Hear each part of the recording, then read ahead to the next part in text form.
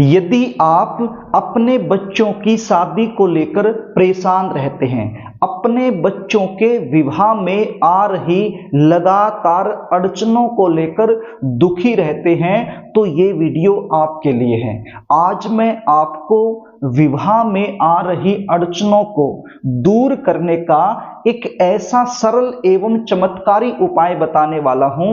यदि ये उपाय आपने अच्छे से समझ लिया और मेरे द्वारा बताए गए तरीके से कर दिया, तो विश्वास मानिए आपके बच्चों की शादी में जो अड़चनें बनी हुई हैं वो तत्काल दूर हो जाएंगी और जल्द से जल्द शादी के लिए कोई अच्छा प्रस्ताव जरूर आएगा। ये उपाय यदि बच्चे खुद करना चाहें तो खुद भी कर सकते हैं, और यदि बच्चे खुद नहीं कर पाते हैं तो ऐसी सिचुएशन में माता पिता अपने बच्चों के शीघ्र विवाह के लिए ये उपाय जरूर करें। कई बार सिचुएशन क्या होती है, आपके बच्चे दिखने में सुंदर होते हैं, अच्छी खासी उनकी जॉब भी होती है, या फिर अपना खुद का कोई व्यापार होता है, भगवान की कृपा से आपका बैकग्राउंड भी अच्छा है, लेकिन फिर भी शादी में लगातार अड़चनें आती रहती हैं। जन्म कुंडली का सप्तम भाव यदि अलगाववादी ग्रहों के प्रभाव में आ जाए, शनि, राहु, केतु, इन ग्रहों के प्रभाव में यदि आ जाए, तो ऐसे में विवाह में लगातार विलंब होने वाली सिचुएशन बन जाती है। प्रिय दर्शकों, रिश्ते आएंगे, बातें चलेंगी, लेकिन कोई भी बात, कोई भी रिश्ता सफलता तक नहीं पहुंच पाएगा। और यदि कोई रिश्ता फाइनल हो भी जाता है तो बिल्कुल एंड में जाकर कोई न कोई ऐसी बात निकल कर सामने आएगी जिसके चलते रिश्ता टूट जाएगा।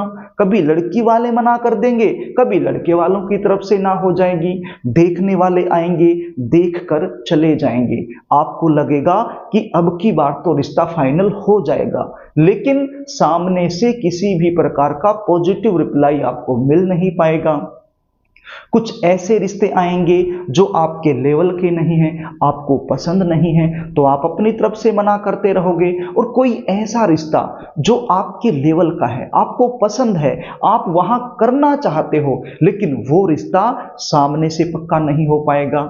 बच्चों की उम्र लगातार निकलती जाएगी, तो ऐसी सिचुएशन में बच्चे तो परेशान हो ही जाते हैं, लेकिन बच्चों से कहीं ज्यादा परेशान माता पिता हो जाते हैं। तो प्रिय दर्शकों, इस प्रकार की विवाह में आ रही अड़चनों को दूर करने के बहुत सारे उपाय हमारे शास्त्रों में मिलते हैं। तो उन्हीं उपायों में से एक उपाय आज मैं आपको बताने वाला हूं।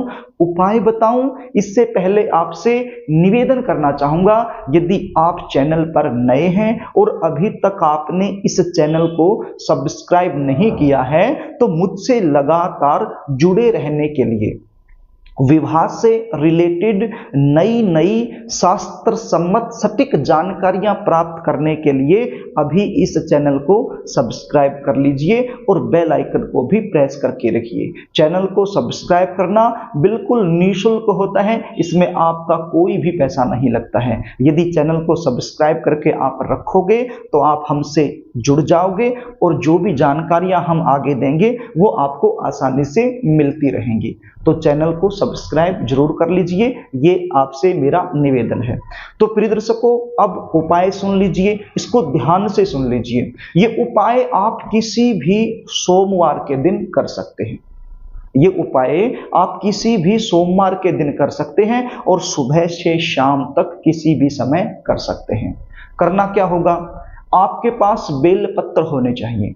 बेल पत्र का पेड़ आपके आसपास मिल जाएगा, तो वहां से आपने बेल पत्र लेकर आने हैं। और यदि पेड़ नहीं है तो कोई बेचने वाला आपके आसपास हो, या फिर शिव मंदिर के पास मिल जाता है बेचने वाला, तो वहां से आपने बेल पत्र ले लेने हैं। कितने बेल पत्र लेने हैं, आपके बच्चों की जो उम्र वर्तमान समय में चली हुई है उतने ही आपने बेल पत्र लेने हैं। देखिए, यहां पर मैं बता देता हूं, कुछ लोगों को ये नहीं पता होता है कि एक बेल पत्र में कितने पत्ते होते हैं। 3 पत्तों का एक ही बेल पत्र माना जाता है। कई बार मेरे पास फोन कॉल्स आते हैं कि हमने तो एक एक पत्ता शिवलिंग पर अर्पित कर दिया, लेकिन एक एक नहीं करना होता है। 3 पत्ते एक बेल पत्र में होते हैं। सबसे बड़ा पत्ता और साइड में 2 पत्तियां होती हैं, तो इसको एक बेलपत्र माना जाएगा। तो आपके बच्चों की उम्र वर्तमान समय में जो चली हुई है उतने ही बेलपत्र आपने लेने हैं। सपोज कीजिए आपका बच्चा 25 साल का हो चुका है और वर्तमान समय में 26वें साल में चला हुआ है, तो यहां पर 26 बेलपत्र लेने हैं। सपोज कीजिए आपका बच्चा 30 साल का हो चुका है, 31वें साल में चला हुआ है, तो 31 बेलपत्र लेने हैं। वर्तमान समय में जिस साल में वो चला हुआ है उतने ही बेलपत्र आपने लेने हैं। और क्या लेना है, एक स्टील का बर्तन आप ले लीजिए, स्टील का कोई भी बर्तन आप ले लीजिए, उसके अंदर आपने दूध लेना है। अब ये दूध आप लगभग 200 ग्राम भी ले सकते हो, 250 ग्राम भी ले सकते हो, 300 ग्राम भी ले सकते हो, या फिर 500 ग्राम भी ले सकते हो, आपकी इच्छा है। तो इतना सा दूध आप ले लीजिए। दूध गर्म किया हुआ नहीं होना चाहिए, ठंडा दूध होना चाहिए। तो वो दूध आप ले लीजिए और इस दूध में थोड़ा सा केसर मिला लीजिए। क्या मिलाना है, केसर मिलाना है। तो केसर मिला के इसको अच्छे से आप मिला लीजिए। अब ये 2 चीजें आपके पास हो गई, उम्र के बराबर के बेलपत्र और केसर मिश्रित दूध। तो ये दोनों चीजें लेकर आपने शिव मंदिर में चले जाना है। किसी भी सोमवार के दिन आप ये उपाय कर सकते हैं, सुबह से शाम तक। तो शिव मंदिर में आप चले जाइए। शिव मंदिर में जाकर के जहां पर शिवलिंग की स्थापना हो रखी है वहां पर जाकर आप बैठ जाइए। अब हर मंदिर में पानी तो आसानी से मिल ही जाता है, विशेषकर जो शंकर भगवान का मंदिर होता है वहां पर पानी की व्यवस्था पहले से होती है। तो आप सबसे पहले एक लोटा मंदिर में ही आपको मिल जाएगा, तो एक लोटा पानी का लेकर के सबसे पहले गणपति जी पर अर्पित कर दीजिए, उसके बाद माँ अंबिका पर अर्पित कर दीजिए, उसके बाद कार्तिक जी पर अर्पित कर दीजिए, उसके बाद नंदी जी पर अर्पित कर दीजिए, उसके बाद सर्प देवता पर अर्पित कर दीजिए, उसके बाद शिवलिंग पर अर्पित कर दीजिए। एक ही लोटा ले लीजिए, थोड़ा थोड़ा जल सभी पर डाल दीजिए। तो इस प्रकार से आपने जल अर्पित कर देना है। उसके बाद आपने ये जो बेल पत्र आप लेकर के गए हो, एक बेल पत्र लेना है और जो केसर मिश्रित दूध है उसके अंदर आपने इसको डुबो देना है, भिगो लेना है और अपनी मनोकामना बोलते हुए शिवलिंग पर अर्पित कर देना है।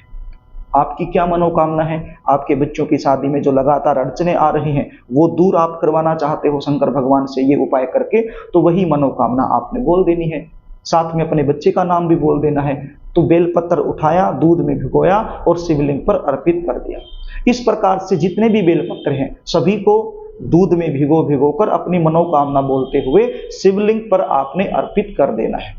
अब सभी बेलपत्र जब आप अर्पित कर दोगे तो दूध तो फिर भी बचेगा, तो इस दूध का क्या करना है, तो इस दूध की भी धार बना करके शिवलिंग पर ही आपने अर्पित कर देना है। जो बेलपत्र आपने रखे हैं उन बेलपत्र के ऊपर ही इस केसर मिश्रित दूध को आपने अर्पित कर देना है। उसके बाद क्या करना है, उसके बाद आपने एक मंत्र का जाप करना है मंदिर में ही बैठकर। मंत्र क्या है, बिल्कुल आसान सा मंत्र है, ओम गौरी शंकराय नमः। ओम गौरी शंकराय नमः। इस मंत्र का जाप आपने कर देना है। कितनी बार करना है, 108 बार करना है। यदि आप माला की सहायता से करना चाहते हो तो माला की सहायता से कर दीजिए। बस यहाँ पर आपने तुलसी की माला नहीं लेनी है, तुलसी की माला को छोड़कर कोई और माला आप प्रयोग में ले सकते हो। और यदि आप अपनी उंगलियों पर करना चाहो तो उंगलियों पर भी कर सकते हो। टोटल 108 बार इस मंत्र का जाप आपने कर देना है। तो ये उपाय आपने कर देना है सोमवार के दिन सुबह से लेकर शाम तक किसी भी समय। और मंत्र जाप करने के बाद आपने मां गौरी और शंकर भगवान से बिल्कुल हाथ जोड़ करके भाव से, समर्पण भाव से आपने अपने बच्चों के शीघ्र विवाह के लिए प्रार्थना करनी है। और यदि बच्चे आप खुद कर रहे हो ये उपाय तो आपने भी इसी प्रकार से ये उपाय करना है और अपने शीघ्र विवाह होने के लिए मां गौरी और शंकर भगवान से प्रार्थना करनी है। प्रिय दर्शकों, ये उपाय आपने 3 सोमवार कर देना है। ये उपाय आपने 3 सोमवार कर देना है। इसी तरीके से 3 सोमवार ये उपाय यदि आप कर दोगे तो विवाह में आ रही बड़े से बड़ी अड़चन तत्काल दूर हो जाएगी और जल्द से जल्द विवाह होने का एक सुंदर योग बन जाएगा। यदि आप अपने बच्चों की जन्म कुंडली का विश्लेषण मुझसे करवाना चाहते हैं, शादी कब होगी, कहाँ होगी, कौन सी दिशा में होगी, शादी के बाद का वैवाहिक जीवन कैसा रहेगा, यदि ये सारी जानकारी आप मुझसे लेना चाहते हैं तो स्क्रीन पर दिए गए व्हाट्सएप नंबर के जरिए आप मुझसे संपर्क कर सकते हैं। स्क्रीन पर दिए गए व्हाट्सएप नंबर पर आप अपने बच्चों की जन्म डिटेल लिखकर मेरे पास भेज सकते हैं और बच्चों की जन्म कुंडली का साइंटिफिक तरीके से सटीक विश्लेषण मुझसे करवा सकते हैं। कुंडली विश्लेषण की हमारी फीस होती है, वो फीस आपको पे करनी होती है, उसके बाद संपूर्ण जानकारी आपको दे दी जाती है। तो प्रिय दर्शकों, यदि कार्यक्रम आपको अच्छा लगे तो इस वीडियो को लाइक जरूर करना, इसको शेयर भी कर देना ताकि आप पुण्य के भागीदार बन जाएं। और कमेंट बॉक्स में हर हर महादेव आप जरूर लिखना। अभी तक चैनल को आपने सब्सक्राइब नहीं किया है तो चैनल को सब्सक्राइब जरूर कर लेना। तो आज के लिए बस इतना ही, आगे फिर मिलेंगे, तब तक के लिए नमस्कार।